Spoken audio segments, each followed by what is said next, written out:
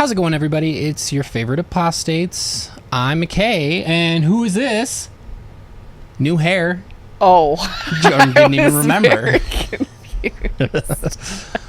Yes, I changed my hair, and I'm Jordan, and I realized that I literally have a stain on my shirt as I'm sitting here, and you know what? We're already filming, so I'm just gonna roll with it. The camera was already rolling, and she said, don't care. Okay. More important things at hand. Totally understand. It's been a crazy last little while. I feel like I say that every time, but We have good content today. Just as always, right? Right? It's always terrible. You hate it. You hate us. It's fine. We have fun stuff today, so. We have fun stuff today.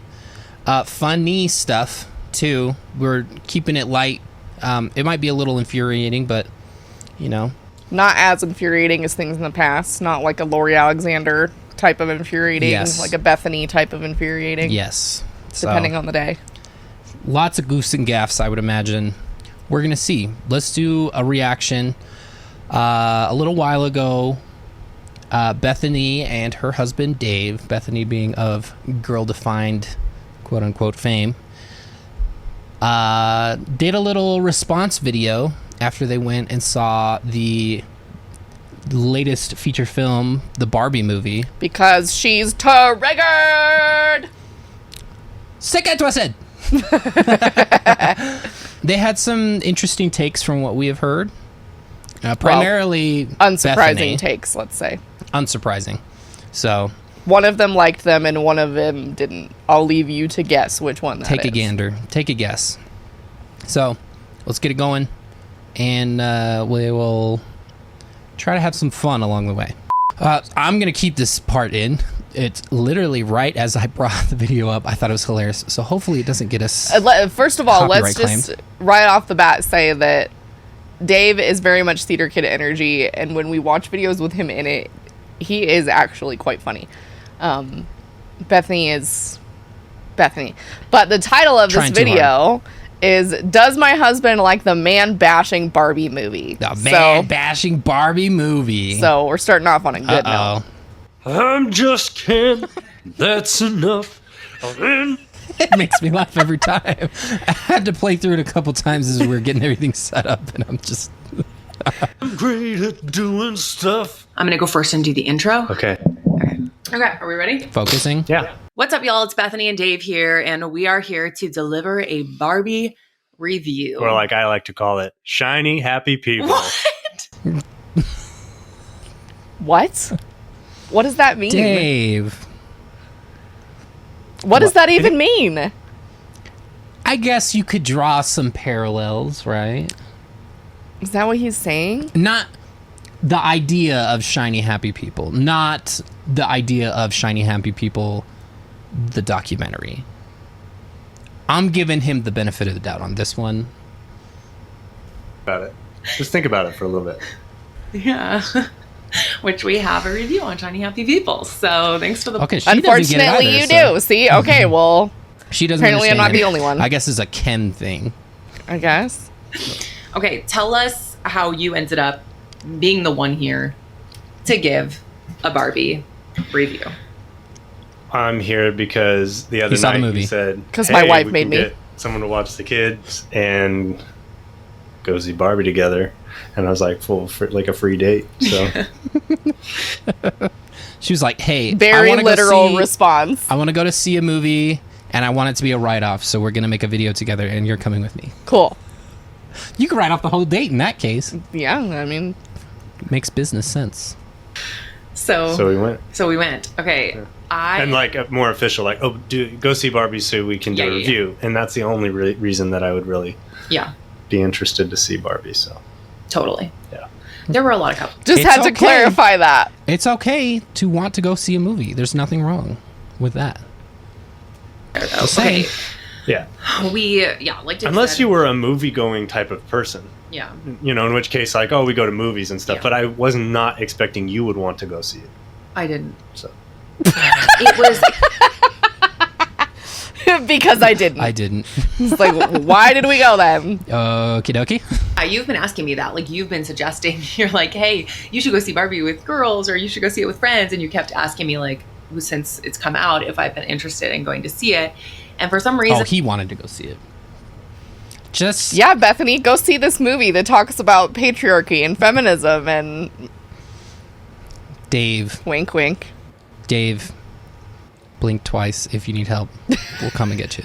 I don't know, like, it just didn't strike me as, like, super interesting or something that I really wanted to see.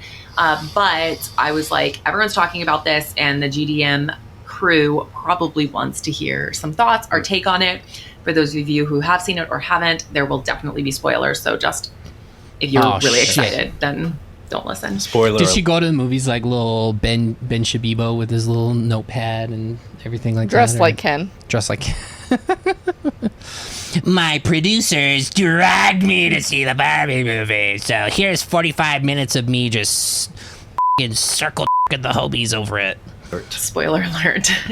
So, then I saw our friends Paul and Morgan. They went and saw it. They have a great review too. You can go over there. Not an original idea. We paid money to go see this movie, but we absolutely don't support it. We paid our own money to the theater who paid to show this movie. Don't support it. Not an original idea in their thick fucking skulls. Not an original idea. Paul and Morgan show and watch their review. They were funny because they got tickets, but the movie was packed, so they couldn't even sit together. So that was funny. They couldn't even sit together? Embarrassing. Dude, if I went to see a movie with Jordan and we couldn't sit together, we would leave. That's just so pointless. We did get to sit together. Okay, so we kick some people out. Do you want to give, like, for those who aren't up to date on what the Barbie movie is, you want to give the overview? The story? Oh, gosh. Not really. I'm ready. I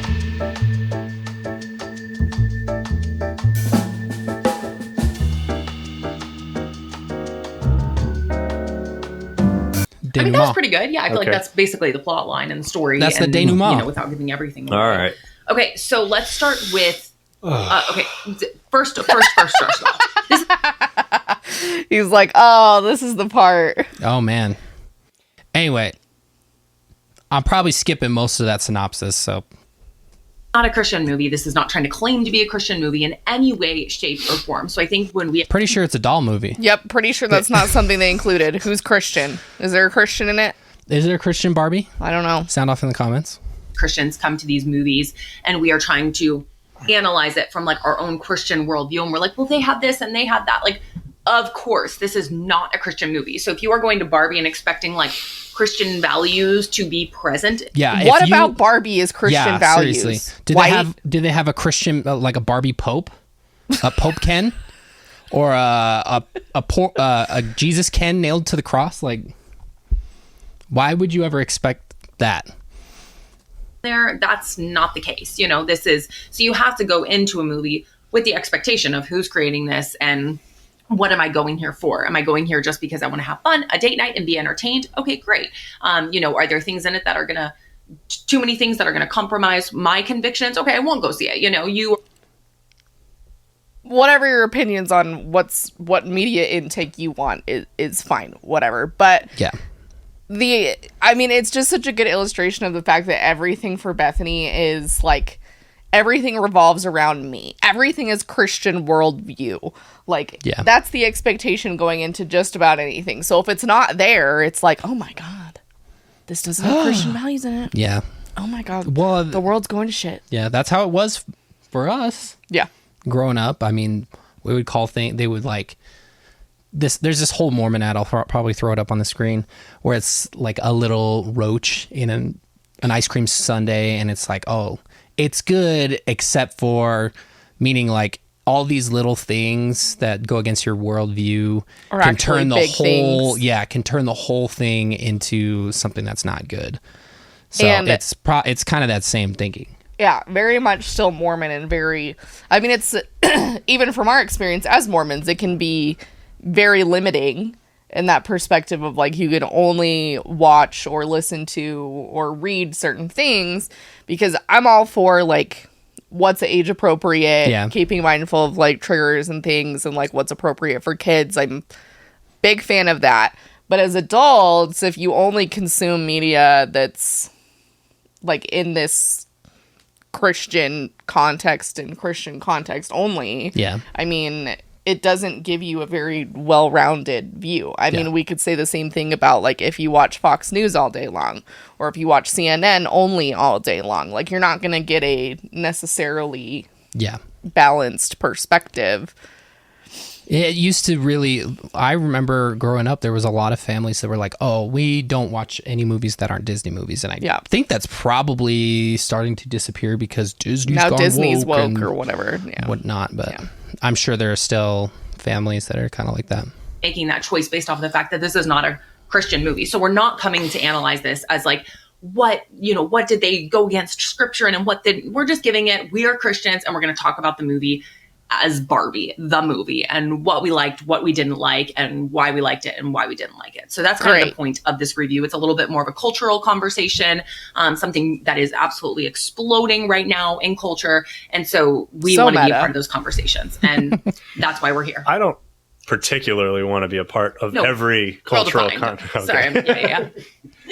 Okay, so I was thinking we could do things we liked about it, positives, starting with the positives. And then maybe we could go to our negatives after that. Okay. And then maybe just overall thoughts. Sure. So. Okay. Do like a little bit of editing. Like you don't even have to do a whole lot. I know you're not doing color correction and shit like that, but cut some of this stuff out, please. Why don't you go first for the positives? Yeah. Okay. Well, let's see. You'll probably realize as it goes on that I have less positives and more negatives. Wow. Of course. My positives, I thought the set was really fun. I thought like the whole, like all the pink, all the Barbie land stuff, the dream houses, all of that, the costumes, everything was like such a blast. So fun. All the outfits were so cute. I thought all the actors were like really like good. Like I thought they did a really great job of just like really being the character that the director wanted them to be. So they fit the storyline script. Hands down for me, Ken was by far the most hilarious to me. I just thought his whole personality. Ken, played by Ryan Gosling, former Mormon Ryan Gosling, by the way. Isn't he raised Mormon? Yeah. That's why I said former. And shout out. Him in the story kind of like made it. He really brought so much energy and so much, really a lot of needed What the comedy and humor. Because kind of I think we need a Dave Ken. I'm going to say it right now. So that was really, really fun. And then Weird Barbie was hilarious. The one, the splits one. She was absolutely hilarious. So I really, really liked that. I mean, should go see the movie just for Ken and Weird Barbie. Yeah, if you go for Ken and Weird Barbie and just like everything else, whatever. Yeah. Everything else is filler. This story is filler. It's kind of true. I think one of the best. Kate's always going to be our shining star, even though SNL is on a lull lately. Parts is just like the marketing. Like I think the people who win at Barbie is the marketing team, because they created, and it's, marketing over the years really to create this, but then even leading up to the release of Barbie, I mean, just the fact that like all of these groups of girls and like women are getting all dressed up and like planning these girls' nights and planning these girls' days, and like all of them want to get a picture inside the Barbie box at the movie theater, and everyone's just dressing up in pink and like having so much fun with it. To me, that's probably one of the most positive things about the entire movie, is just all of these friendships and sisters getting together. Hi, sister. I thought she was going to say that was a bad thing. And I was like, this sounds pretty awesome. Like, It's very in line with Taylor. Like, in my The experience. Swifties. Yeah, in my experience. It's a uniting force. As teenagers, like, there was never a concert that I went to where I, like, intentionally planned out an outfit and was, like, this super cute and elaborate. And I'm like, I am all for that, because that is a nice like additive to that like experience. But that was not a thing that I had ever experienced like growing up. Yeah. And so this is like, I love that they're creating these opportunities, especially like for young girls, because they don't have a lot of opportunities to like, get insanely dressed up and like do all these fun things. So I think I think Bethany's right on this one. I think this was a marketing thing they hit on the head. And it may be the intersection of art and community and most unfortunately capitalism, but I think overall the impact is generally positive. Dates and just like all the people that are coming together and making memories. So that's probably the biggest positive for me. It's just all of the like fun that people are having. So that's the extent of my positives. Oh my God, that was the only thing she had. I enjoyed it more than that. Just because if you like the kind of intellectual, kind of trying to be smart type of movie where you're trying to figure out what are they trying to say and how's the storytelling work to sort of say what they're trying to say, then so if you like Ben Shapiro, then this is your movie. Is he implying Bethany's like stupid? Dang. It's actually more engaging. So for me, it was more engaging because the whole movie, I was kind of like, okay, where are they going with this one? Okay, then now this sort of plot device, where are they going with this? So actually, simple-minded like no. Well, no, it's not really. See, that's exactly what I was saying. I don't think he likes what.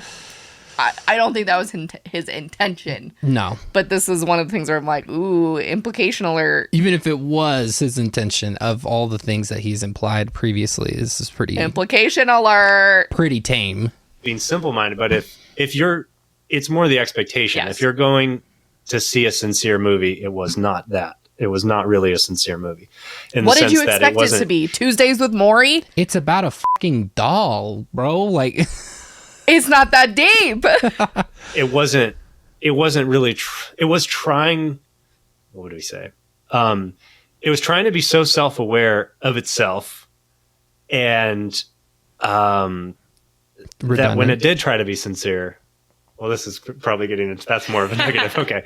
So if you were expecting just a fairy tale, like a Disney princess movie or something like that, that's not what this was. Boo! Right. So, guess what? Not everything has to be a fairy tale. I think most people understand that by this point. Yeah. Those stories have already been told 1,000 times. In fact, usually they're being retold because they can't come up with new ideas. So I kind of went in knowing that it wasn't that, and so I wasn't as disappointed. Which points to, this is subtle Jordan brain pickup here, points to the difference in their media consumption. Mm-hmm. If Bethany didn't have a lot of like advance notice of how this movie was actually going to be versus Dave did, I think that points to a little bit of a difference in like what they see on social media and what they read, and I could be reading into it, but yeah, Dave's getting served more Barbie content than Bethany. Sorry, sis. Or I'd heard that it had more of that kind of cultural commentary, sort of feminist angle, which it did. I would say largely in a certain sense, but I enjoyed all that. There was a pretty, again, intellectual, but he enjoyed all the feminist. He enjoyed the feminist piece? Oh shit. Existential message, which I like existentialism as just kind of a philosophy. It's fun. Existentialism and religion are kind of weaved interestingly, depending on who you would ask.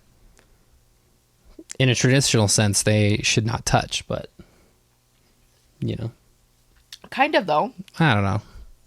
I guess it depends. Largely, it's opinion. So yeah. And just like a lot of successful Hollywood movies, they're going to have an existentialist message, and it basically goes something like, "What does it really mean to be human? Do we have a creator? If we do have a creator, what does that mean for our life purpose? Is purpose fixed, or is it something that we create?" And typically, the existentialist will say, meaning is not inherent to reality. It's something that you create. And so it had a very garden variety version of that message through, I would say. What is this face that she's making? She's like... She's still stuck on simple-minded. Yeah. Literally at the end of the film when it was kind of wrapping up, what is the point of all this? That's kind of where it went, which is very... like very, very. have You no can see it idea. coming. It's normal. It was like what from is a the million word? miles away. It was so obvious. What is It was that like- word? It's yeah.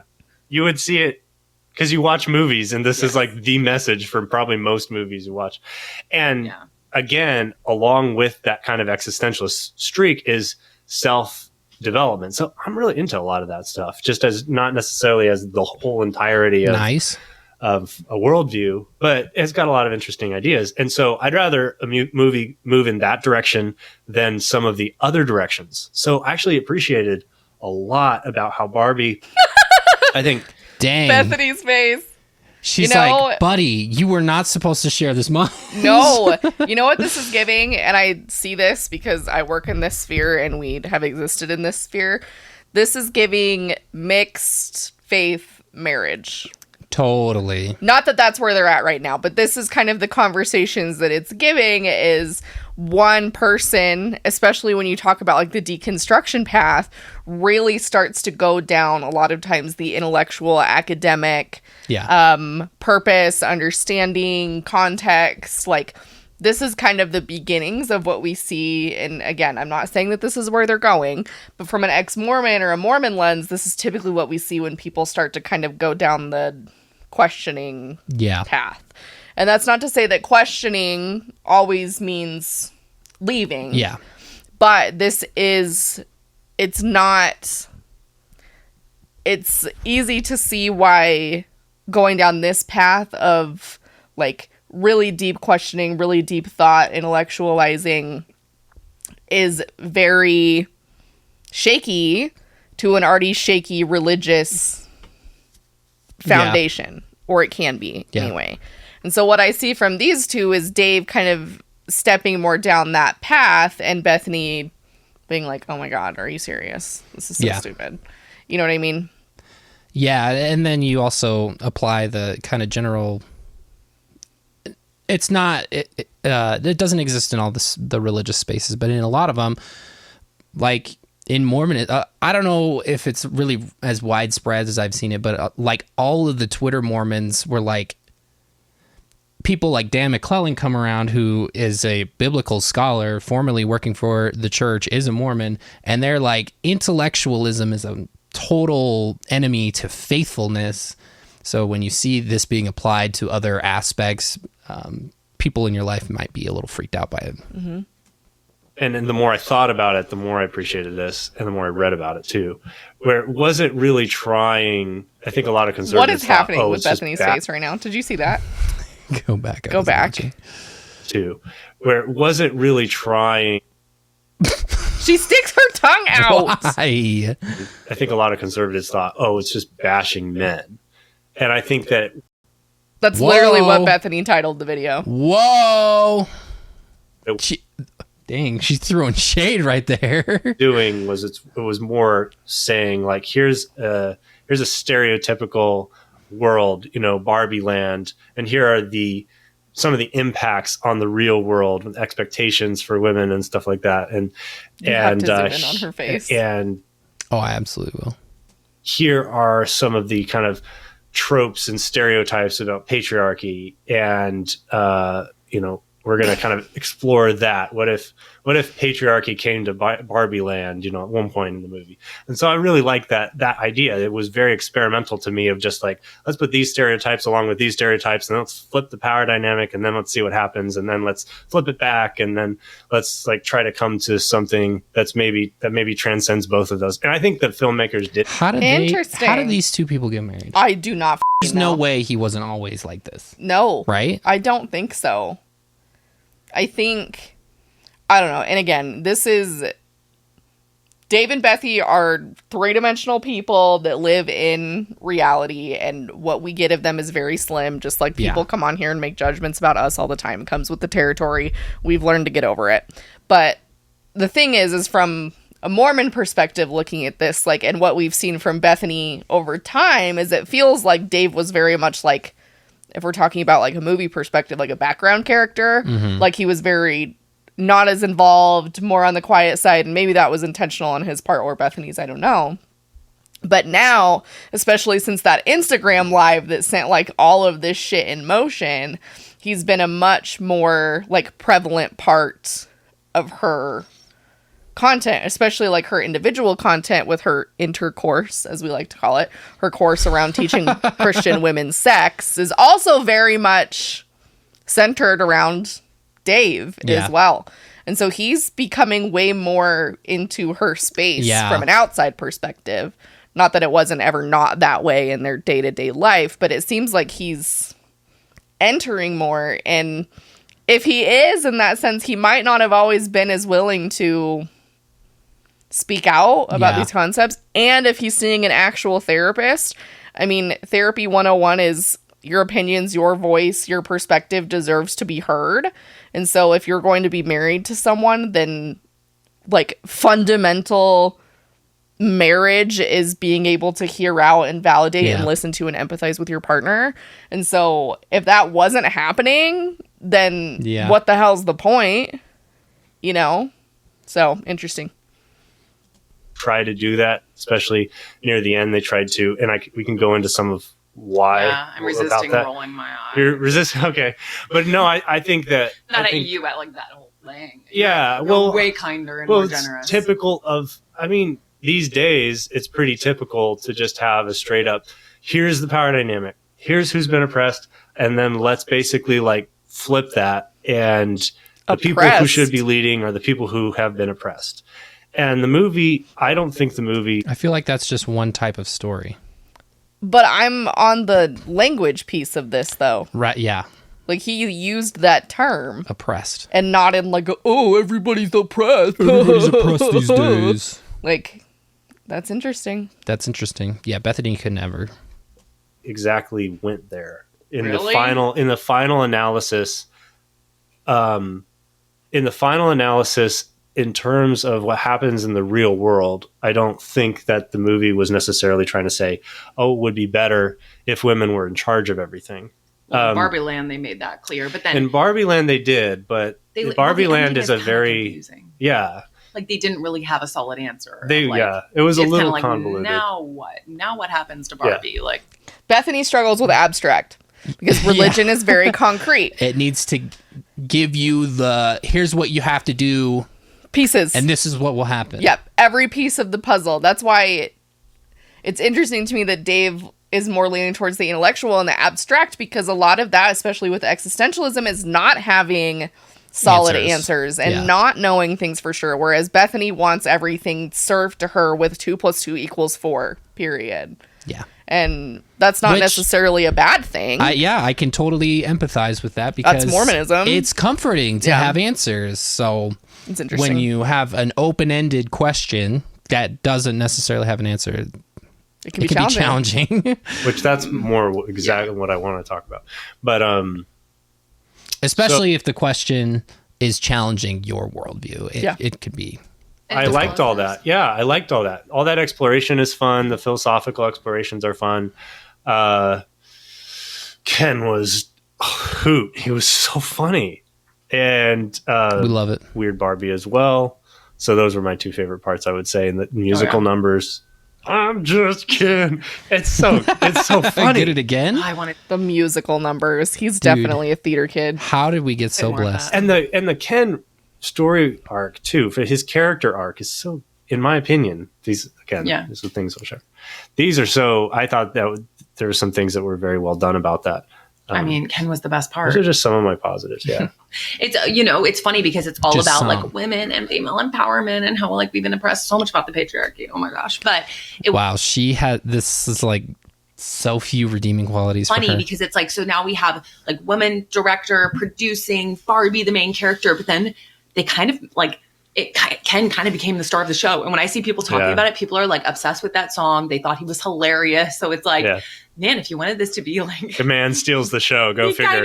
My favorite part about the whole Barbie movie arc that we are seeing unfold before us is all these young people discovering that one song was originally by Matchbox 20 and was not an original song for... My thought from this whole discussion is the kind of irony of this in that and I don't know, Dave kind of surprised me here, their understanding of what feminism is and what equality is very much skewed because Yeah. they think that if feminism is, everything is women led, men get pushed to the curb and do absolutely nothing, they're absolutely useless. So like in the Barbie movie, when Ken is a vital part of the story and all the other people, men perspective in the movie are also vital parts of the story, they're like, well, that's not feminism. I'm like, you guys don't understand the point. Like, feminism does not mean we cast men to another island and live on maybe as... in some... We might feel like that some sometimes. people's, but perspective. That's not the purpose of feminism. Like, it's not wiping men off the face of the earth or not interacting with them or not giving them any, positions of power. Like, feminism does not mean that we knock men out of the world completely. Like, that's not what it means. And it astounds me that that's what they think this is. Yeah. Because what would you be accomplishing by becoming the oppressor? Like, I just don't understand. And I think hopefully they'll come around back to this too, but a lot of the messaging from the movie also came around to the fact of how patriarchy hurts men too. And so, we don't want to play the measuring game because women, oppressed by men is a large part of the story, and the primary, but patriarchy harms men too. Yeah. And so this whole idea that it's like, you're not measuring it by screen time. Who gets the no. most? And if there's like, it just, they think in extremes. It is black and white. It is all women in charge of everything and men banished off to an island. No in between. Man bashed. No, because women, when we start to take ourselves so seriously and we try to become like I don't know, all we, instead of just like go and do and be what you want, they have to say it all. Like, no, this is where we've been and this is where we're going. Like, it's like Barbie took herself so seriously, like almost from the beginning, and then like she would have these moments of not being serious, but Ken like never really took himself seriously, so he was much more likable. Well, Ken to me was interesting because I would sort of describe him as having no guile. He has no, like, what he says is basically what's in his mind. And so it's a character that's very, very easy to read in some ways. And you don't have that with every Like a character doll. in the movie. And so I think for me, his character arc is very clear and fun to follow. Because he goes from... Should we get into... totally. Okay.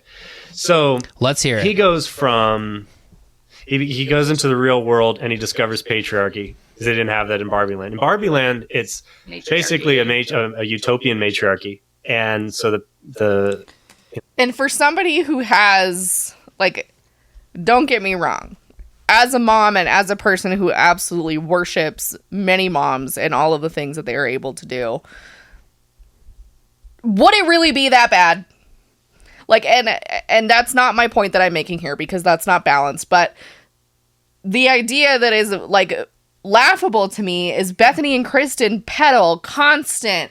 Women are amazing. Women are the best. Moms are so strong. You guys are so badass. You guys do everything. Like, you're so powerful. And then the idea of a matriarchy, they're like, bleh.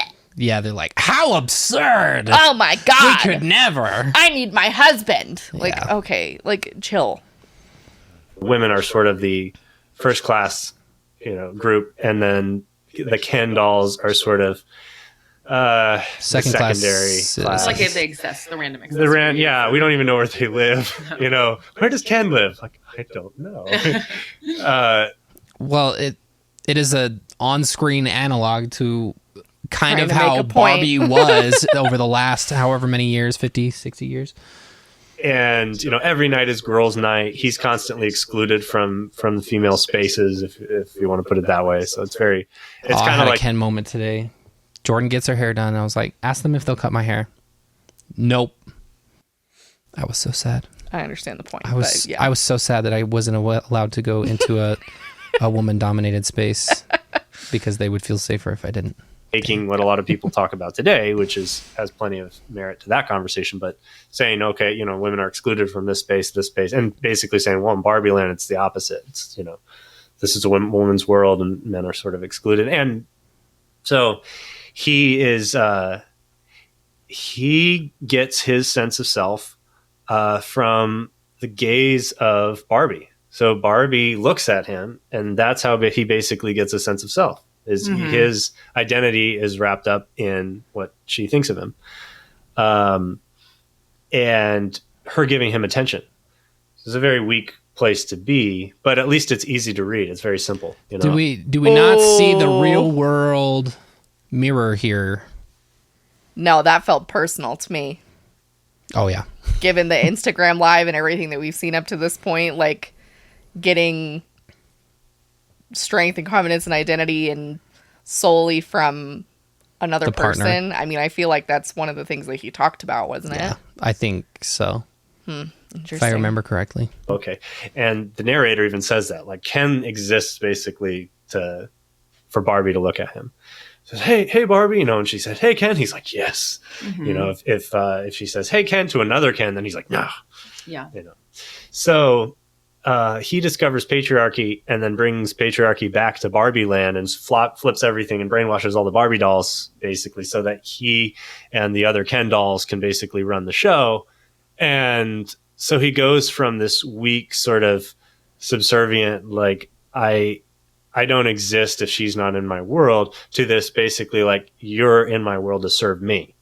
And which is the same weakness, except the opposite. Yeah. This is just the opposite end of the spectrum, but it's no more developed. It's a very underdeveloped mode. And so I like all that. That's actually a lot of us men have either one of those. Either we build our life around a woman or a, you know, an individual that we can look up to, or we tend to, you know, want someone to service us and sort of build their life around us. Either way, it's a weak place to be.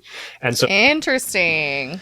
So he at least recognizes this, which is important because a lot of people, and it seems Bethany included, and probably Kristen, I don't know, I'm not hearing her speak on this one, but I don't want to.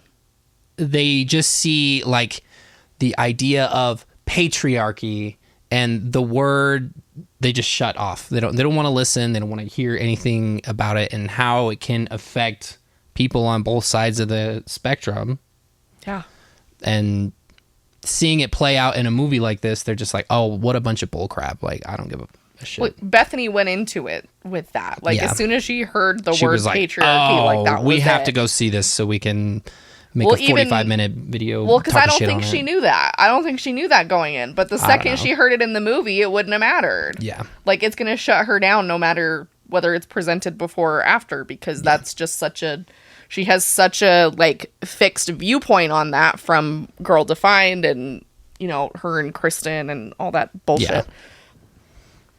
Ken tries both. So he has one in the beginning, and then he goes and swings to the other end at the end. And through the course of the movie, you know, at the end, he has to learn that his identity and his sense of self can't be linked to Barbie. That Barbie being in love with him or Barbie, you know, looking at him can't be where he gets his sense of self. He has to find that elsewhere. And so, you know, he's just Ken. He's not just, it's not Ken or Barbie and Ken. It's, what did she say? I forget. It's not Barbie and Ken. It's like just Ken. Just Ken and just Barbie or something like that. Okay. So Barbie also, in similar fashion, has the same crisis because she doesn't really have a sense of self either. For most of the movie, she is struggling with the fact that she thinks who she is basically this image, this expectation, Stereotypical Barbie. Stereotype that she's supposed to sort of perform. And this is supposed to give... I just want to say, no notes. Movie critic Dave who? Yeah, seriously. him in a sense of empowerment. And she learns that that is not really what's happened, largely. And there are other Barbies as well, you know, President Barbie, there are, you know, Dr. Barbie, all that stuff in Barbie land. And they are supposed to be looked on as these, you know, paragons of female empowerment and stuff. But I think the film really tries to go after the idea that you're more than your role, and you're more than these expectations that society's placing on you. So Barbie's basically she gets her reflected sense of self from what society says about her and what society expects from her. And Ken gets his sense of self from what Barbie thinks of him, right?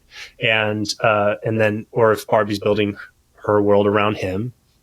And then the Barbies decide to flip back the power dynamic. Once Barbie Land becomes a patriarchy, they decide to use their talents as women with doofus men who are duped in a million different ways to basically flip the power dynamic back to it being that Barbie Land again, where women are, the ones with the key voices and stuff like that. The fact that he has said so much on this movie already, you just know that Bethany was just going, she could say she went, yeah, and she could talk shit on the movie, and he needs somebody Dave to was talk like, about well, with it. I'm gonna go and I'm going to watch this movie and I'm gonna give it a fair shake. Well, because he's not going to get an intellectual conversation with Bethany, because just like how she started this video, like, yeah, she had already made up. I had no positives and I hated the rest of it. Like, okay, well, I there's just not a whole lot of everybody conversation. was wearing pink, and I like the costumes and how it was like based around an entire doll. I think what the movie sort of where it goes is that at the end of all of that, Barbie still doesn't know who she is. And I thought that was one of the best things that the movie said, was that you flipping around, taking power in a group or in a society isn't going to give you yourself.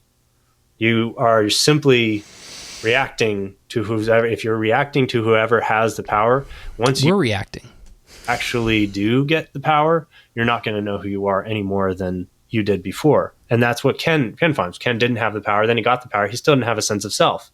He thought that what made him unique was that Barbie, served him, or that he could, play the guitar, that, it's the stuff that I can do, or whatever. It's still not a solid sense of self. It's very reflected based on, how cool I am and how Barbie just feeds his ego, So at the very end of the movie, there's basically this message of, well, what does it mean to actually be human? So Barbie has the chance to become human.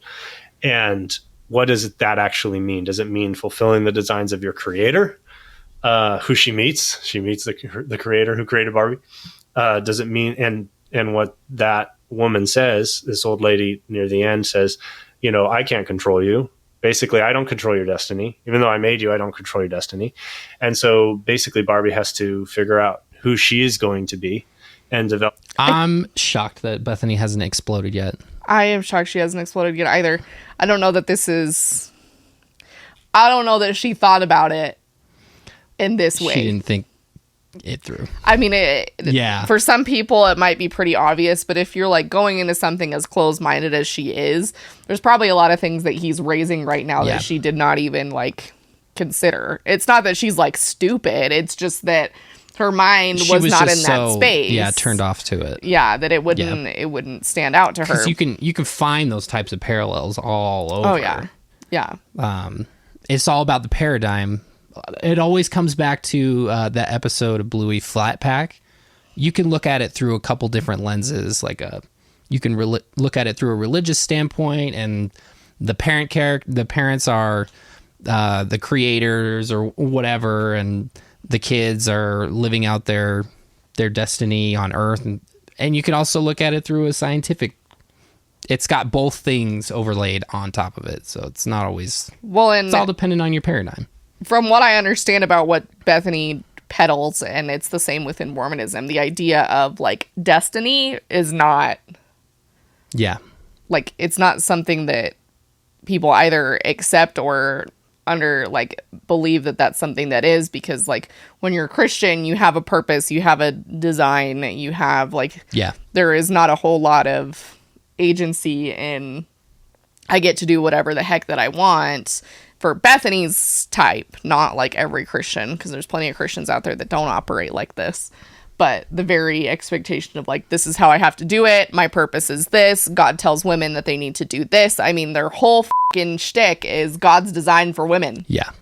Like, that's the whole thing. So the idea of a destiny truly is just not something that was afforded. And I can even see, like, on a very, like, deep contextual level, why somebody like Bethany, who maybe, like, on the surface and maybe even deep down feels like she's happy with what she has, there, in my mind, there could be some deep down frustration or jealousy at the fact that other people can freely, like, do all these things without the expectation. Because is she being, like, held down with a gun to her head saying you have to be Christian? No, absolutely not.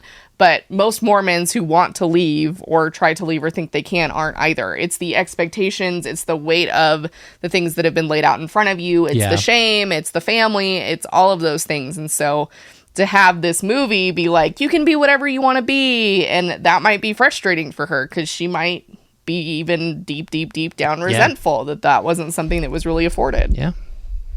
She could have played basketball in college. D1. Yeah. So I can understand, because when you're in that situation and you give up those things, like, I could tell you all the fucking, there's all these like star BYU athletes, and then they go on a mission. You never hear about them usually ever again. That's about it. That solid sense of self.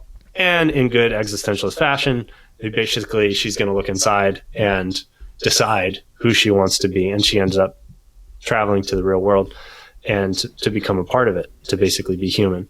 And Ken presumably learns to live his life as an individual without Barbie. And so actually, onto the matriarchy. Yeah. So I actually think that whole line that I've just outlined is actually great in a lot of ways. That is, a lot of us are suffering from our own weakness. I'm dying to hear what negatives he might have. Oh my God, she's so disappointed. Just look at her face. She's sense of self. Like, it's what this person thinks about me. It's my expectations. It's my performance that really gets me to have a sense of self. And so going deeper than that is important. Although the movie does, I think, mirror the worldview of the filmmakers, which is going to be sort of like, well, create your own meaning. You decide, you decide what that's going to be. As a Christian, I wouldn't stop there, but I would say, well, that's better than what they had previously in the movie. I mean, it's interesting because I was telling you, like, I watched the Selena Gomez documentary, and it basically ends with her being like, focus. I am enough. And it's kind of what the Barbie movie ends with. It's just like the very popular thing to say or to believe, is to just, like, I mean, Ken literally wears like a sweater at the end that says he's enough, but then with the big K, so he's Ken-uff, like Ken enough. And Barbie is setting out to be kind of like ordinary Barbie, just like a normal person in the world, just like enough as who she is. She doesn't have to be stereotypical Barbie. She doesn't have to always look perfect. She can get cellulite. She can have flat feet. And she is enough. Oh, I was like, have flat feet. I don't think you can choose to not have flat feet. I understand what she's saying now. And so to me, it's really sad that that's where we end things. Like, we basically are telling people like that's the ultimate end goal. Like, you are enough. But like, I just, like, what is that rooted in? Just like believing it, just hoping like I am enough, dear God. I'm telling you, a hard left turn. I'm telling you, as soon as she started speaking, I was like, oh shit. This is the idea for somebody like Bethany in her worldview, for the overlying meaning of something to be that you are enough, is threatening, because it completely eradicates the purpose for her in her mind of having religion. Because for many religious people and many high demand religions, the idea of you are enough is not going to jive, because it comes down to the whole idea of like, faith without works is dead, right? Yeah. Like, you have to earn your salvation. You have to check off the boxes. Like, you're never going to be exactly who you're supposed to be, because only Christ is perfect. And like, I can get behind all those things, but I don't think feeling confident and not like shit about yourself and religion have to like be in conflict. Like, I feel like, and you know, Christians, other religious people can sound off in the comments, but I feel like you can be a religious person and still feel like I'm enough. Like, I don't have to overcompensate. I don't have to fill certain expectations and roles. I don't have to put myself into these boxes that I don't want to be in. Like, I don't have to do those things. And are any of us perfect? No, absolutely not. But I don't feel like those two things can't coexist. Like, for Bethany, I feel like the idea of being enough just completely shatters the worldview of, like, being a Christian. Because, like, the whole, like, just like many of these people, like, the whole idea is, like, you're such a shitty fucking person. Like, you are such a god-awful person, and the only reason you are redeeming at all is because of Jesus. Yeah. Which is, that's what I hate most about it, is that they're a lot of times speaking out of both sides of their mouth, like, oh, you're a child of God, but, oh, you are not worthy. Yeah. Like, what? That's a major problem that I have with a lot of these things, is like, how can you be a child of someone who doesn't think that you're enough unless you meet his demands or whatever? And maybe that's just not the parent who I am, because my child is always enough no matter what. And yeah, it's disappointing that in a lot of people's minds and a lot of people's theologies, those two ideas can't like, why can't it be you're enough for Jesus to save or something like that? I like, even hate that, but I can understand that. Like, you are enough to be saved. Like, every person is good enough to be saved. I don't know. I don't know. I'm sorry if that conflicts with the scriptures or whatever, but I don't know. As a Christian, neither do I. To me, that's like Ali Bestaki has a book, You're Not Enough, and that's okay, because Christ is enough, and we find our sense of identity and self in him. And so to me, that's isn't that just what Dave was talking about? How it's kind of like unhealthy to like find your identity in like one person and one person alone. Yeah. Especially when you've never seen that person. Yeah. You've only heard stories about him. He's kind of a dick. I don't know.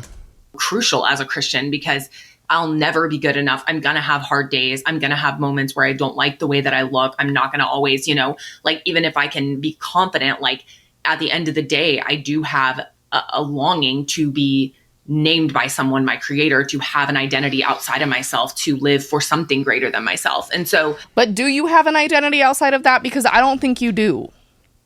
Like, this is your role as a mom. This is your job. This is what you do on your Instagram day in and day out when you're not talking about sex. Like, this is your full-time gig. So, like, do you really have an identity outside of this thing? Because I don't think you do. Yeah.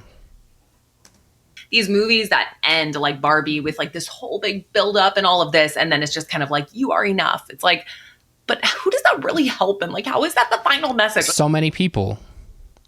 A lot of people, you too, apparently, until Ali But Stinky said it, have never been told that. Right. Well, and I think Dave is truly sitting back here because from a therapist's perspective, even, like, the idea that, like, there's just this kind of unending, like, no matter what I do, I'm never going to be good enough in the eyes of the person who tells me that I need to be, can be really discouraging. Like, I absolutely endorse people who believe in all sorts of various things, religion or otherwise. We have lots of research around how religion can contribute in a lot of positive, meaningful ways. But if it's structured in this way where it's like, you have to be miserable all the time. Always a threat. And you have to suck. And your whole life is hanging in the balance if you make a certain decision or you don't fill a certain box or you don't check a certain thing. Like, the reason these movies resound with people so often is because people need to hear this message. Yeah. Like, people need to hear this and know this and understand. Like, I think the reason that Barbie resonates with a lot of people, particularly women, is they look at this and go, oh my God, yes, like, this is validating. This speaks to me. And men, like, I've seen plenty of men who have been like, yes, I love that this is addressing that patriarchy hurts men too. Like, it truly astounds me that she's like, who does this help? Yeah. It makes somebody feel good. Well, that's f***ed up because I'm miserable, so you have to be miserable too. Like, that's what it gives. I could say the same thing about Christian music. Who does this help? It's not making rock and roll any better, and it's making Christianity worse, quite frankly. Who does this help? It's just the same with all kinds of art. Like, if it doesn't resonate with you, then that's it. There's not like that much more to the conversation at that point. Well, and it's just indicative of the very limited worldview and the selfish worldview that Bethany has, because this is always what it comes down to. And Kristen's the same way. Like, it's always like, what's the point? Who does this help? Because she cannot think outside of herself. Like, she truly cannot think about anybody else if it does not serve her. Like, if it's not serving her in some way, like, I can think about other people and how they struggle with sex in a Christian way, because ultimately that means money for me. Yeah. It's not about helping other women. It's about making money. Bag. And so, yeah. And that's me being very pointed about it. But this is how it always is with her. Like, she can't possibly understand it, so it's bullshit. Yeah. It doesn't help her, so it's bullshit. Yeah.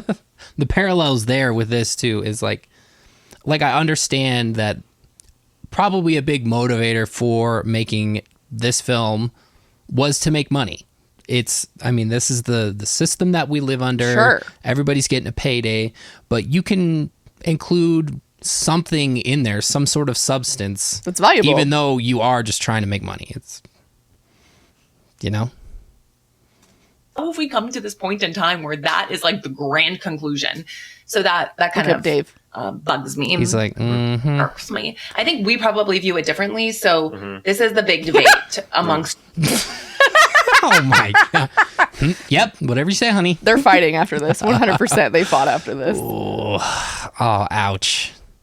That was, she totally just steamrolled everything that she was just sitting there for she already knew what she had to say, and she was like, he's talking way too long, and this is why he can't have conversations. Like, because this, I'm sure, mimics their conversation. He got more conversation time in this, I bet, than most of the time. Yeah. Because she didn't listen to her comment on anything that she said. He was like, yeah, we just view things differently. Like, okay. Oh, Jesus. Okay. Conservatives particularly, is some say, no, they were not. Yikes. Oh, man. Bashing on men. They were not making men look bad. And then others just look at his body language, too. Sorry for interrupting again. He was like, arm on her back, to the point where he drank his coffee really goofy. And now he's... Bethany's forward. He's withdrawn. Yeah. Not engaging. Yes, they were totally bashing on men. They, men are just were like genuinely made to be like total idiots. It wasn't just supposed to be funny. So, what do you think about that? First of all, neither stereotypical Barbie Land nor the real world were that realistic. So the real world in the movie Barbie is like stereotypical real world from the perspective of, I don't know, second and third wave feminists or something. Yeah, I don't know. And some post feminists too. I think that somebody has been doing reading. And it ain't the Bible. The fact that he even knows what second and third wave feminism is, like, I have a feeling I'm not going to like what he has to say.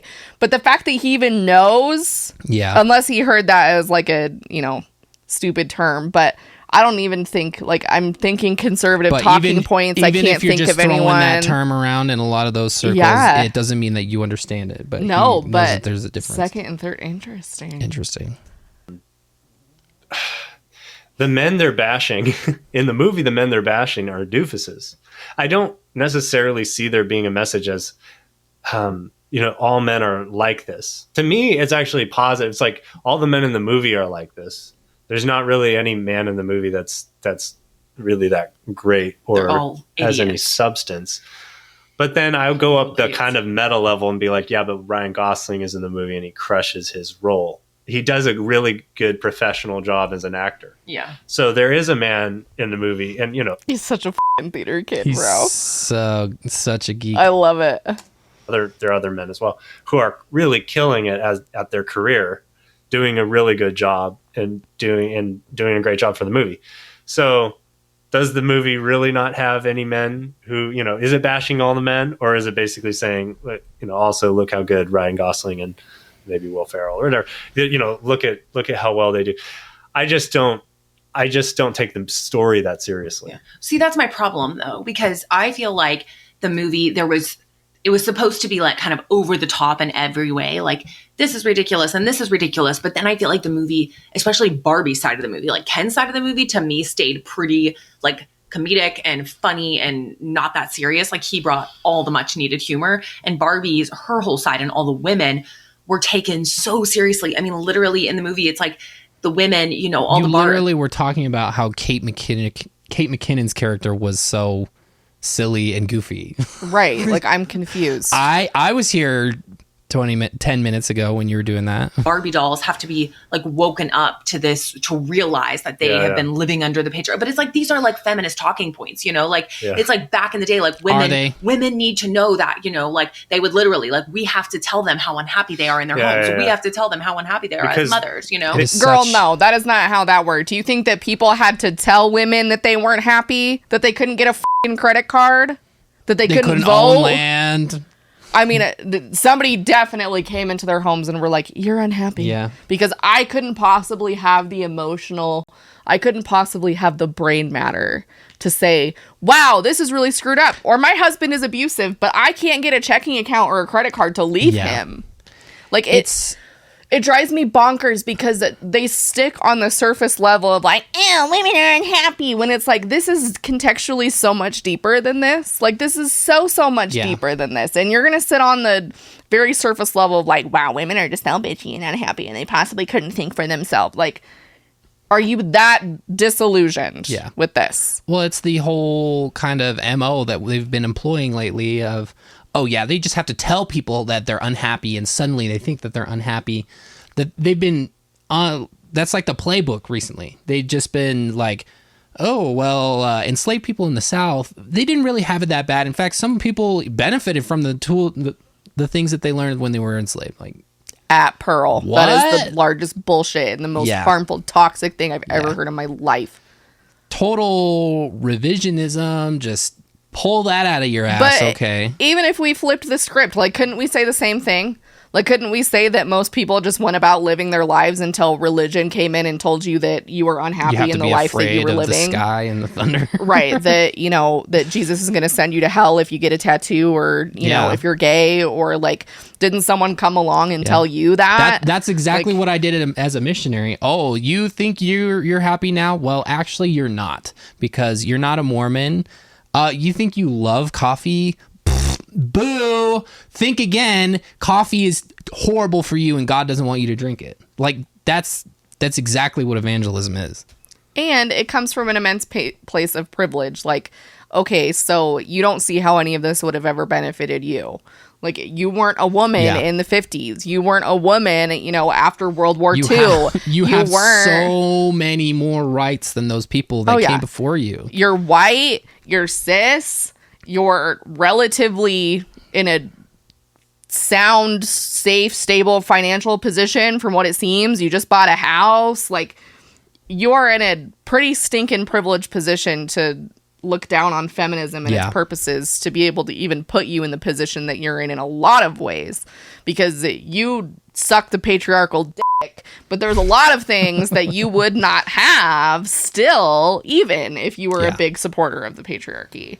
So it's really just misinformed and stupid, and I hate it. The idea is that they're idiots and they're brainwashed. So there actually is kind of a streak within certain forms of feminism where you're under a false consciousness if you don't really if you're not awakened to the reality that the systemic sexism in the society, then you're basically living in false consciousness. You're brainwashed by the patriarchy. Yeah. And so that's exactly what happens in Barbie Land. They're brainwashed, and, you know, and they have to wake up when they're sort of given phrases of cognitive dissonance. You have to be thin, but not talk about being thin, or you have to be thin, but not too thin. And you can't talk about, but you know, have to talk about health, you know, or they're like, you know, you need to not, you know, you need to mother him, but need to not remind him of his mother. You know, all the things like this, where it's things that actually to some degree and in many relationships are probably true. Totally. Plenty true.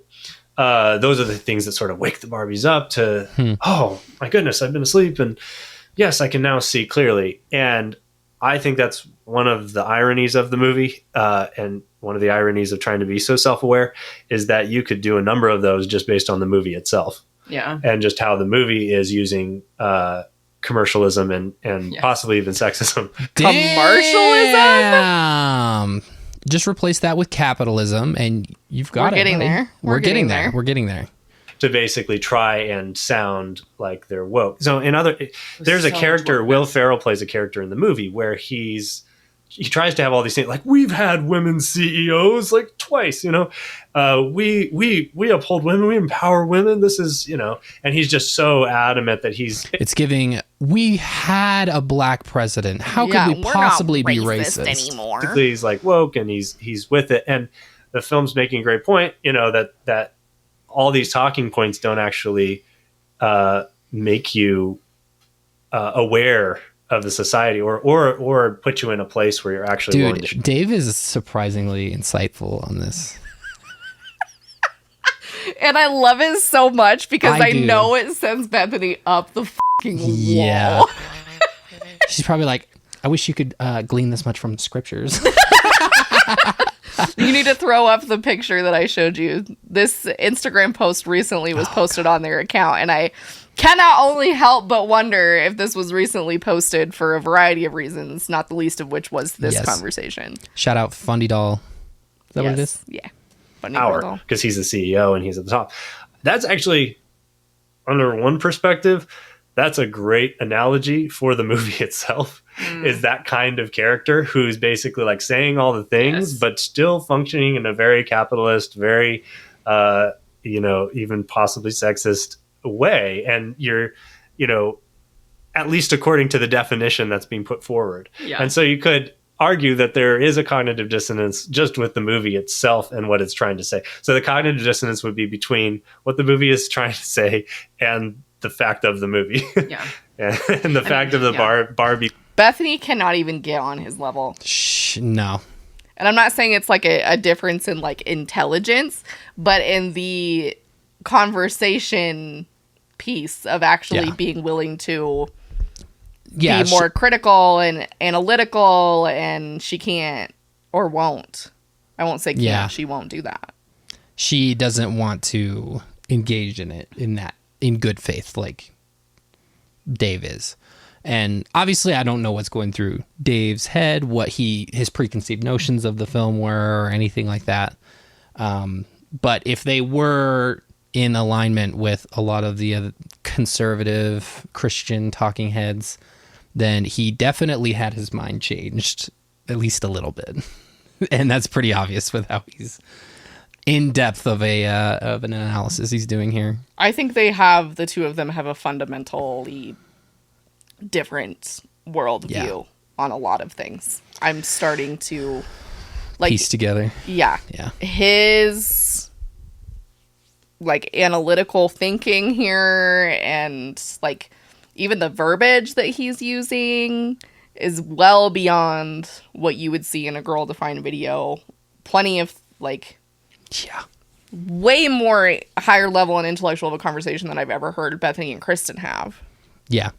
Like this is out of her depth. It's like they both don't like each other and they're just way too out of each other's depth. Like I tell clients all the time, a lot of times people struggle in relationships where they feel like in certain areas a partner is very out of their depth. So like if I'm a very like emotionally intelligent person who like has a background of maybe trauma, who's been through a lot of things, who's faced some religious stuff and has to do a lot of emotional work and labor like in therapy and self-improvement and learning, like that creates a lot of depth. And then if I have another person who's very surface level, in that area, not just because of their experience, but the unwillingness to kind of venture out into that area and learn in that area, that's different than somebody who's just staying on that level and is refusing to see or engage or come down to yours. Yeah. And a lot of time that creates incompatibility. And it's up to the people involved if that's something that either or both of them can work through. But I think this is an example of where there is fundamental differences just in even communication here. Yeah. And if one person isn't really willing to engage with the other person, then it can lead to feeling invalidated, not feeling like their voice is heard, their opinion matters. Like, because there's a difference between just like listening to somebody and being like, yeah, okay, and engaging in an actual conversation. Yeah. So I think the people who excel best in relationships and in life are those who want to stray from that shallow water and yep, go to the deep end with whoever it is in all aspects of life. It doesn't just have to be the relationships, but also looking at opposing viewpoints and things like that. Anyway. Brand being one of the big reasons why the movie is having any attendance. Yeah. So I don't think people are necessarily just attending for the deconstruction. They might be there for it, but they're not necessarily all coming for it. Well, and it's funny because they're like, I mean, they were, if you go and see it, and if you have seen it, it was like, it was past the point of being like satirical and like, oh, ha ha. It was like, no, they're pretty serious. Like, I thought, are we sure it's like this political or this woke? Like, are they just joking? And it was like super, like, you know, it was just so that way. And so it's just almost insulting. It's like that. It's like you feel like they're telling you, like, you need to be this way or else you're like stuck under old ways of thinking. And it's like, oh my gosh. I mean, but I have no problem with that. That's their opinion. Whatever. No, I know. But I mean, for a movie like this, Hell yeah. It's like, why does everything have to be so 2020, like 2023, you know, like the 20? Because that's the fucking year that we live in. Hello?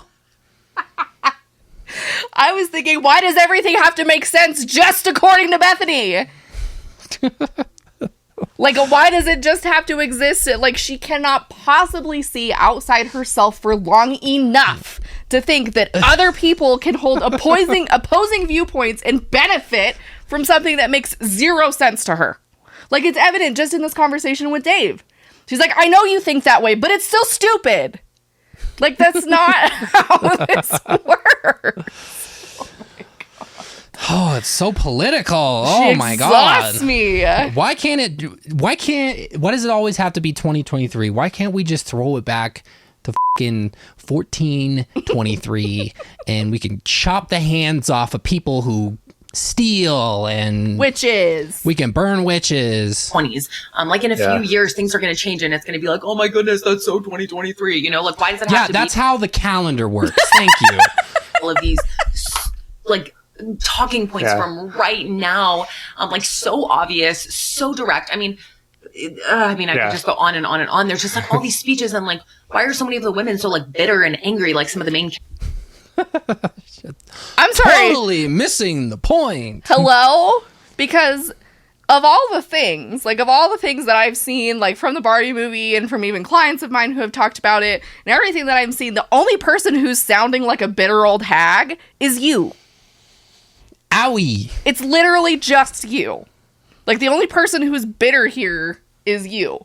It's not bitter to look at things and go, this kind of sucks. I don't know that this is really beneficial. Maybe we should do something about this. Maybe this benefits everyone if we change this. Okay, cool. You have to kind of be uncomfortable with things in order to make change. I mean, that's the basis of religion, too. Like, Jesus says you suck at this, so you need to do better. If you weren't uncomfortable for a little bit, then you couldn't move forward. But It sounds to me like the only bitter person here is you. Truly. I'm not bitter about this movie. Am I bitter about feminism and how slow of progress we make? Absolutely. Yep. But I'm not a bitter person about it overall. Like, I don't know anybody who's been so triggered by this movie other than you and Ben Shabibo. And all the other reactionary cronies. Yeah. Seriously. Like, it's just like ridiculous. Like, over the top. I was like literally falling asleep halfway through because it was just became so boring. Like, there were no surprises. Like, you could basically from the very beginning, as soon as you kind of get a little bit into the storyline, it's like you could have literally said exact phrases that happened until the very end, minus a few comedic moments, you know? And so that's like, really? Like, why? And then the whole idea of like, you know, there really wasn't any romantic relationship between Ken and Barbie. And it's like these days, women, they feel like, especially with this kind of like whole feminist mindset, like we have to be the hero. We don't need men. We don't want men. And so we just have to be like the hero of our own destiny and the hero of our own story. And he needs to go be his own person. But we definitely didn't have any romance or any relationship. But the reality is so Wait, he might intervene here. Let's hear it. Many women, like, they enjoy romance. They enjoy, and it's like these characters, like the people in real life, like they not everyone just wants to be like individual and like conquering the whole world. Like we love having like, a person or even to be pursued. But you can be in a relationship, but it doesn't take away your individuality necessarily. No, and that's what I don't understand here. Like, girl, I am the biggest sucker for romance. I consume romance novels like it's my fucking job. So I am 100% in the camp of give me a romance. But I think the point that she's missing here is that from the dawn of fucking time and media, that's always how it is. Like, even in Disney princess movies, there's always romance. There's always a man. Like, that's always the expectation. But no kissing. And only recently has there started to be kind of a shift into, like, Moana is the one that I think about first, where there's like Frozen, I guess, predates it. Yeah. Where there's no like necessary romance comes on and she is able to save herself. And the whole, like, if Bethany understands that, that's fine. But Bethany's also not 8 years old. So maybe you should consider for half a second that the messaging that women should be confident to be able to do whatever they want, even if that means engaging in a romantic relationship, but it shouldn't be the only narrative. Because my age group, her age group, that was the only narrative that was pushed. Yeah. So for her to be out here complaining that that's not happening anymore, I'm like, bitch, that happens like 99% of the fucking time. Yeah. So it hasn't happened as often. Like, it happens 7 out of 10 times now. And that's still so upsetting for you? Like, I don't get it. Do you want this shit to be subtle? Because even when it's subtle, it's like... Well, then she's talking about how it's too predictable. Yeah. Like, the movie that comes to mind when I'm looking at these things and how sometimes just a little subtlety will shoot things way over people's head. Have you watched A Bug's Life recently? Yeah. I watched A Bug's Life, like, last year for the first time, probably since I was younger than age of being able to read.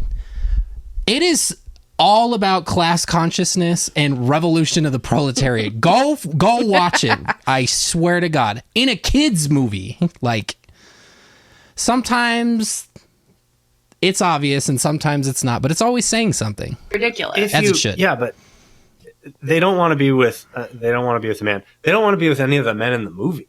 It's like, you shouldn't. Well, because they made them all idiots. Terrible. Yeah, exactly. But they did that. So that's more like, well, actually good men that honor and love women well are made to look even better. That's true. That's how I view the movie. It's like, this is what I mean. She will never rise above the stupid narrative that she sets out in her head, whereas Dave's over here making a point that she probably agrees with and totally missed. But she's like, no. Yeah. It's more like, yeah, if you're surrounded by guys like that, I'm very sorry. That is really rough. And the movie doesn't explicitly say all men are like this. That's important. I think do they say all men hate women at one point, or they hate each other? Okay. Oh, she was. Don't ask her. She was not paying attention for that. I more walk away going like, yeah, don't be with any of those guys. Why does she keep sticking her tongue out? Why do you think they didn't have a single, like, there was not one person who was not one man who was not portrayed as a total... Alan was a kind of out of the box kind of guy. He doesn't get any girls or guys. He's kind of like, okay. A lot of people are saying that he was pretty queer coded, so. Didn't Ben Shapiro lose his mind because there was a trans Barbie in the movie too? I think. Yeah, of course. I'm surprised they didn't bring that up. I'm not shocked. Really sure what exactly it is. But okay, but any of like he's still an idiot too, though. Like whatever he is, he's like a doofus. He's like so dumb. But like all of the guys in the real world and in Barbie Land, every single last one is portrayed as like literally a complete idiot. Like beyond idiot. Yeah, pretty much. Like he's such an idiot. It's almost like, I mean, but this is not exclusive to what some could dub as feminist media.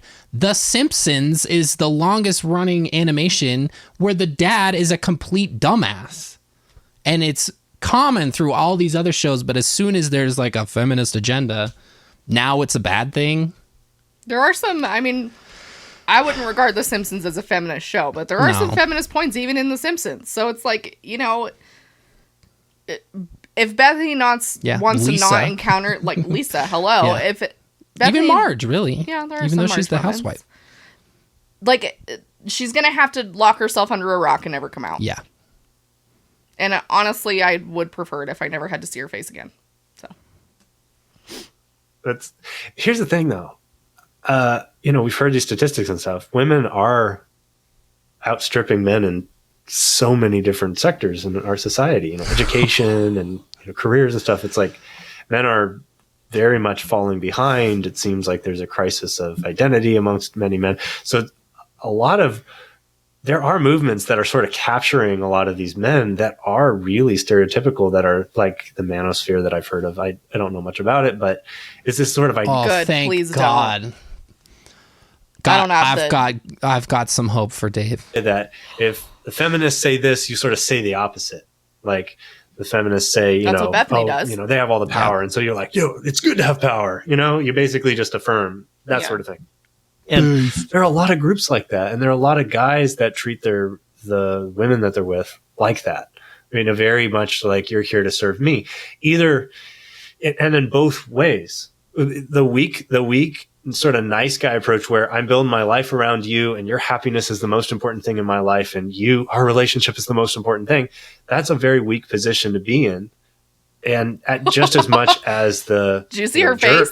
Version, where it's like, you need to serve me and stuff. But the thing is, it seems to me like that very much exists. Men like that were like that sometimes. I mean, I guess what I'm saying is, like, we had an interview with Nancy Piercy, and you can listen to it. It's a few episodes back, all on the toxic war on masculinity. And I think that that's true. I think that we've swung so far to this side of, like, not just that women want to have equality with men, but they want men have to be like scum, and men have to go down. And like Nancy Piercy was saying, like, you know, it's all these jokes, like testosterone is a cancer, and we have to basically like weed out men from our, like, men are the problem. No, and it's not. I think of raising a son, and it's like, I do not want to raise him basically viewing his manhood and his masculinity as a problem. Oh, I think you'll be okay. We will. I think you'll be fine. Okay. As long as Dave's leading the charge. Then he'll be fine. But it's the extreme. Like, that's not feminism. Anybody who says that that's feminism is misguided, because if we're looking at feminism in a very broad perspective, that's literally not what it means. Yeah. It's not man bashing. It's not saying that men have to be kicked down a level. Like, it's literally none of that. It's not bringing men down. It's raising women up.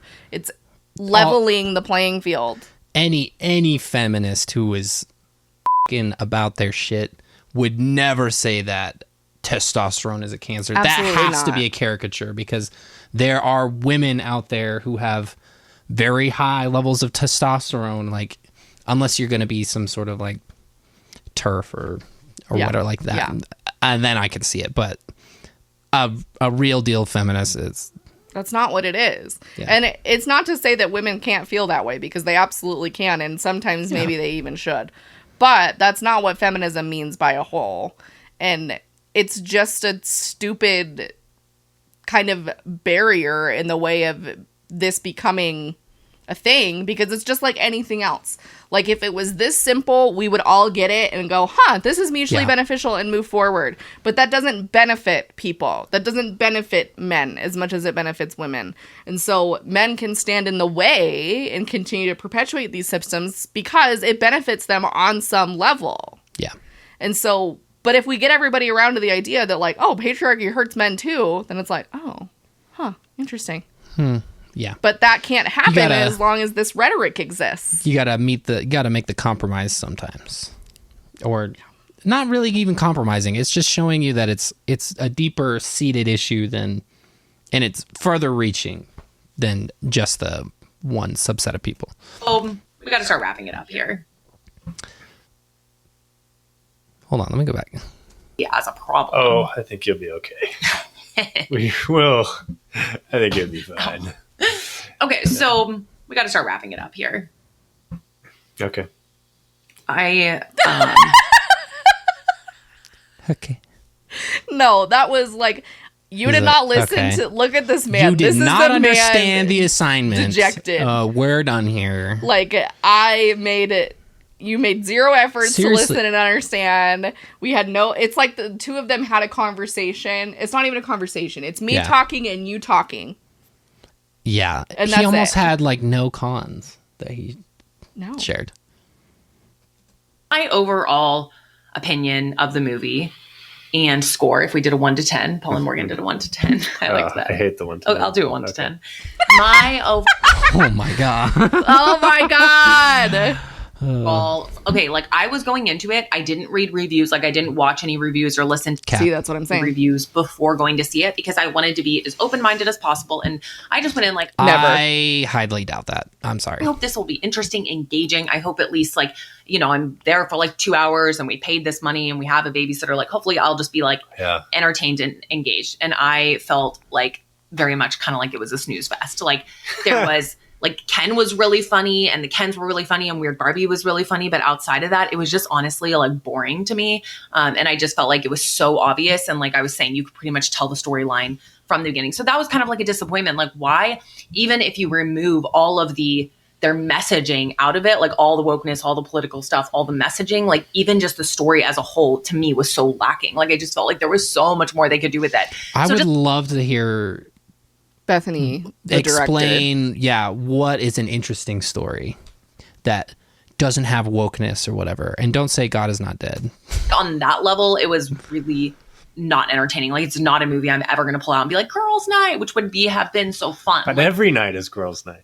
it would have been so awesome, you know, like, or such a fun date night, or like, yeah, we're going to all get dressed up and go see it again. But it's like, to me, it's like one time, like I was talking to Kristen about it and she's like, oh, should I go see it? And I'm like, no, like it is literally such a bore, such as news. So that is just like, to me. And then all the messaging where it's like, it wasn't even just like joking after a while. It's like so serious. Like, why is it? And Barbie cried so much. Why was she always crying? You know, like so. She had an existential crisis. Emotional. I know. Oh my God. She's glad he said it. literally just like taking a picture of anti-feminism and just chugging it. Why is she so emotional? Oh my God, she's such a woman. Barbie, it's like, can we just have fun? Like, why can't we have fun things anymore? Like, why can't we just be entertained? Why can't we just have fun? Why does everything have God, it never was that way. This is coming from you. It never was. I'm talking about A Bug's Life that came out in 1997 or 99 or something like that. Like, why can't we just have fun? This is coming from Bethany, who lives by Jesus Christ's most insane rules of all time. Like, it is not fun with you. There is no fun with you. God's design for women. Don't touch the devil's doorbell. Whatever the it is, there's never been any fun with you.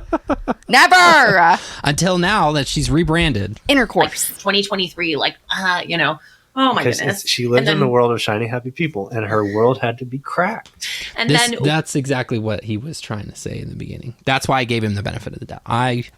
I saw his parallel. Okay. And they're like this, like, women, we're so oppressed and Barbie's done so much damage to our culture. The women are like, yeah, so let's cash in on this and make millions off of it. And all these women are literally making like millions of dollars. Like, we're so oppressed. Can you believe it? Like, look how famous we are. And then the other thing that really annoys me is that they're like this, like, why can't the big ending of like all the speeches, like, why can't we just be like ordinary Barbie? Why do we have to be Dr. Barbie or, President Barbie or stereotypical Barbie, like without the cellulite and perfect and climbing the career? Or like, why can't we just be a mom? Or why can't we not be a mom? Like, why all of this stuff? Like, why can't we just be ordinary Barbie? And then they have the idea, like, we should create ordinary Barbie. And apparently it's going to like sell like crazy. Like, people are actually really into this. And then what's ridiculous though, is that who wants, like, really of all these people actually acting, like, who of them wants to actually be ordinary Barbie? Like, they have a lot more that they want for their life, whether it's to make a lot of money, to be super successful. Bethany, what kind of Barbie are you? Because I don't think there's anything extraordinary about you. Transphobe Barbie. Homophobic, transphobic, bigoted Barbie. Yeah. Bigoted Barbie. Boring Barbie. Boring Barbie. She's just going off on a tangent. Could have played D1 in college basketball, Barbie. But my didn't. husband and I have a great sex life, Barbie. I insist. My husband said that some really horrible things about me on an Instagram live, Barbie. I'm triggered by feminism, Barbie. Oh, man. It's incredible. her to be a massive actor, the women. And I was looking up the plastic surgeries that they've had done, and all the work that they've had done. And it's like, yeah, so you're telling me all of you want to be ordinary Barbie. Is that why you got your buccal fat removed and your nose job and your eye lift and your chin lift? Like, you just want to be ordinary Barbie. And that drives me. But you don't have to be not a girl's girl about it. Yeah, well, and not that, like, I understand what she's saying. I do. Yeah. But it's not like them personally. It's not like Kim Kardashian coming out here and being like, be an ordinary Barbie, because that's bullshit, and I get it. Like, it's totally fair. Guess what? Correct me if I'm wrong, but they are playing a part, a role, if you will. Yep. So, yep. There's that. And I mean, it just kind of shows some insecurity, which is women. I mean, the messaging, the society, exactly what Bethany's talking about. Like, all of that points to women feeling absolutely terrible about themselves, because why wouldn't they, with everything that we've been taught and given? But it just points to insecurity. Yeah. Like, for her is what comes out to me. And rightfully so, because every woman, it's impossible to avoid. But like, to just be this triggered by it. Oh, I'm insecure. You're insecure. Look at all this. Does anybody want an ordinary Barbie? Like, that's so sad. Like, to think that you have to, like, have something to bring to the table in order to be worthy. Yeah. Like, to me, that's the whole point, is that you don't have to meet a certain criteria or an expectation or a job position or a relationship or sexual orientation or any of that to, like, be worthy of time and love and attention and all of those things. Like, you can just be exactly who you are, and who you are is enough. But that's threatening to Bethy, apparently, because she feels like she has to bring something to the table. It has to be such a pure statement made by pure people. And because it's such a lie to these young girls and young women who are going like, yes, I want to be ordinary Barbie just like that person. Well, if you fork over thousands and thousands of dollars, you can also get all the surgeries to enhance yourself as well, you know? And it's ridiculous. Like, y'all aren't, all of you women saying, like, why can't we just be ordinary Barbie? None of you want that for your life. That's not true, one. And two, it doesn't matter if it's not true. The Barbie movie is not the only form of media that has been saying this. Like, there are so many things out there who say this exact same thing. And I'm on the same page. When I hear Kylie and all of them, when she's like, I've never gotten any work done, I'm like, you lying son of a bitch, because I know you have. You've been on TV for decades. That's the point. But it's like, so I agree with that sentiment that it's bullshit when they come out here, when the influencers and they've got filters. It's hollow. And like, totally. I see that 100%. Completely agree. But this movie isn't the only thing that perpetuates this message. Therapists, counselors, PhDs, academics, intellectuals, women, men, even men who have called out this crap before. Like, this is not the only movie that's raising this. And just because these are the women that are talking about it does not discredit the message as a whole. But this suits your narrative, so you'll let it. Again, it's the actors that are saying the words written by so many other people. There's all these other people behind the screen that want writers. who wrote this story, who put this story together, who did all this stuff, that are saying this message, not just the people who are in front of the camera. And let's say that I'm not going to be one to tell somebody that they shouldn't get any kind of plastic surgery or anything just because it's like trendy. It comes off as like trendy or superficial. Like, if it's something that's going to give you confidence, get lip filler. If Botox is going to help you feel more confident, get Botox. Like, I'm not discrediting women by and large that just because that they get plastic surgery or have any kind of those things that their opinion is irrelevant. Like, I'm just not going to say that. But I understand from like a celebrity influencer perspective where they are like 100% plastic, to come out here and then lie about it is a different story. Especially if it's going to end up making their money. They're peddling a product. Exactly. Something of that nature. But this is not girl behavior. Nope. It is not. Not a fan. We do not stand. But it's ridiculous. Like, to me, all of that is so confusing and such a contradiction. But you're, you know, at the end of the day, funny that you would be talking about contradictions. Ironic. Enough. Ordinary Barbie is enough. And you're still, what are young women left with? Like, nothing. No, that's, at the end of the day, even being ordinary, like, that's not enough, because we do have a creator and we were made for more. But it's just, to me, it's just all a big poo-poo. So I give it a really generous, on an entertainment scale, I give it a generous 3. On a would I ever recommend it scale, I give it a super generous 1. 0-. Okay, I'm done. What's your rating? I don't He didn't want to rate I think it. so, babe. That's Remember? amazing. I think we just end with that. Now you got nothing else? No, because I gave a rating. I just did a lot of words, you know. Okay, y'all. Go see it if you want to. Go see it. Let us know what you think. And we'll see y'all again next week. Bye-bye. Wow, that was. I have. Shut up, Shut up, Hassan. Hassan. I have emotional whiplash. Well, and to Jesus. just for her to be like, "What's your rating?" He's like, And he's like, "I've well, just it's talked funny for because like 45 yeah, minutes." she was like, let's do a 1 through 10. And he's like, no, I don't want to do that. And then she does hers. And then she's like, what's your rating? She does not listen to him. Girly doesn't pop. That's gonna get real old really fast. Yeah. To not Woof. like to not even be able to engage in a conversation about it and like try to see each other's sides and try to understand and Yeah. like it just and it I She mean just knew she had her opinion already, and she was. And I'm not like he was strong in his opinions, but it was more because he knew that she didn't want to have any sort of nuanced take on it, no. which sucks when you're trying to have a conversation with somebody. Well, and the only thing, like, you can tell, like, he's just dropped this, like, whole intellectual narrative, like, very wise, lots of important things to, like, take into consideration and think about in context and all these things. And then she starts talking, and the only thing he can do is laugh, because it's got to be, like, absolutely astounding to him, the things that come out of her mouth. And the only thing that he can do is laugh without being like, Yeah. okay, well, All right. Whatever you say, honey. okay. Yeah, let's go back to working on your intercourse, shall we? Yeah.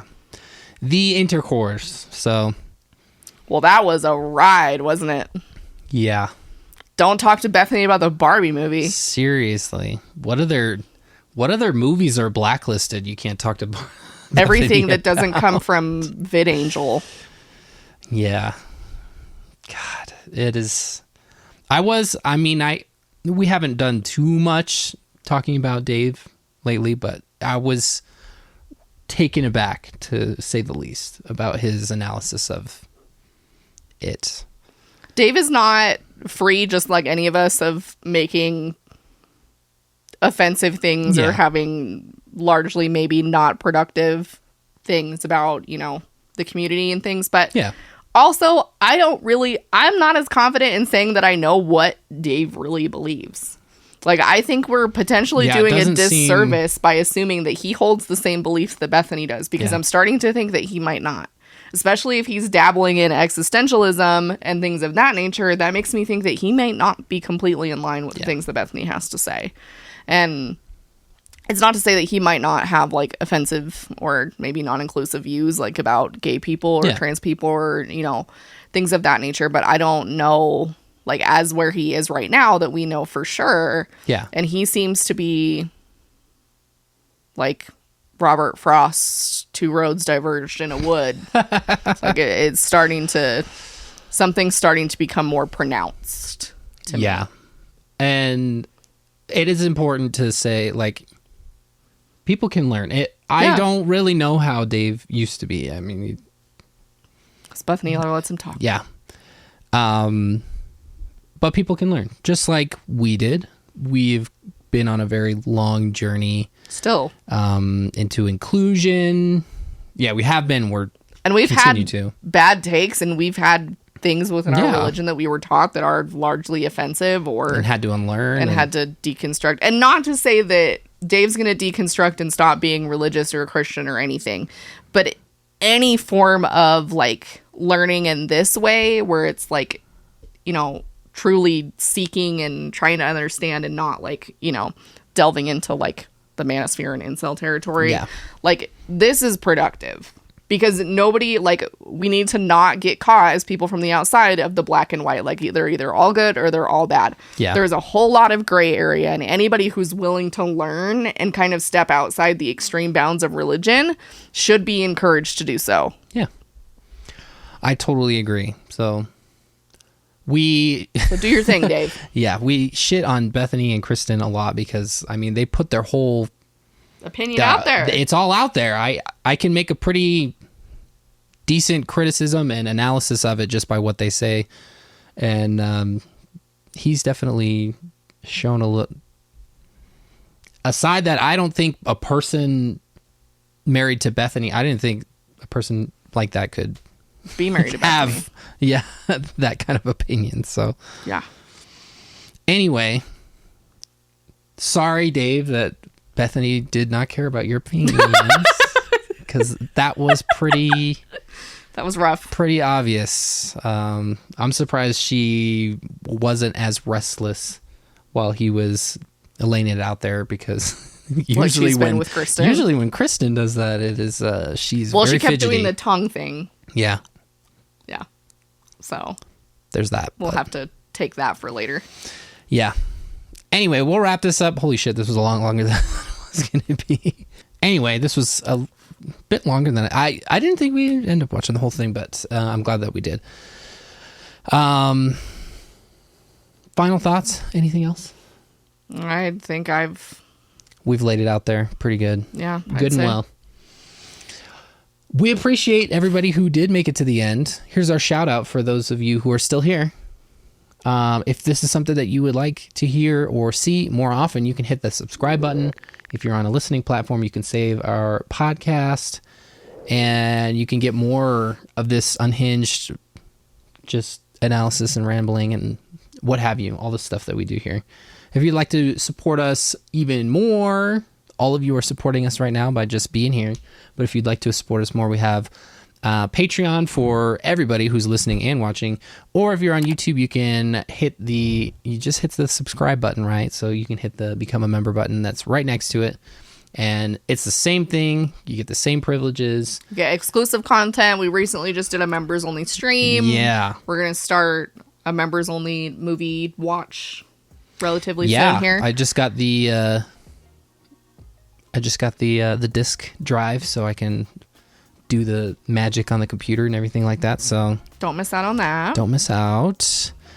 Also, if you would like to follow along with us, you can find us on Instagram and TikTok and Threads by extension of the Instagram at Jordan and McKay. And if you're sneaky, you can probably find me on Threads as well. But anyway, finally, last thing, the Discord. You can join our Discord, awesome community of awesome people. Link is down in the description down below. Moderated by lovely people also. Shout out to our mods who do that. We love them. They also do the modding for live chats on YouTube. They're amazing. I don't think we thank them enough because they just do it in their free time. Song of Solace. Yeah. Sage. Shout out. Love them. Anyway, we love you. You're awesome. You're enough. You are enough. And we will see you next time. And Baloney says, bye. Will you purr into the microphone?